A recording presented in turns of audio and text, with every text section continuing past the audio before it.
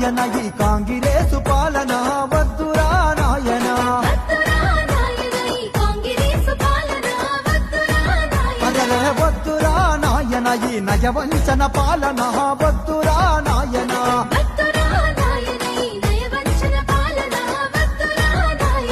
అమలు కాని హామీలతో వారు గ్యారంటీలతో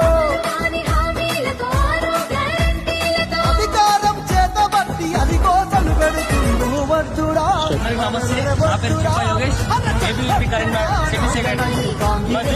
ప్రభుత్వం ఏర్పడిన గత 2 సంవత్సరాలు గడుస్తున్నా పెండింగ్ లో ఉన్న స్కాలర్షిప్ గానీ ఫీజు రియంబర్స్మెంట్ గానీ రాక ఎంతో మంది విద్యార్థులు ఈ రోజున ఆందోళన చెందుతున్నారు.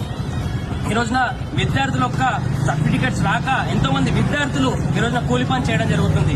ఇప్పటికైనా గవర్నమెంట్ చిక్కు తెచ్చుకొని ఆ బకాయిలో ఉన్న ఫీజు రియంబర్స్మెంట్ గానీ స్కాలర్షిప్ గానీ విడుదల చేయాలని డిమాండ్ చేస్తున్నాము.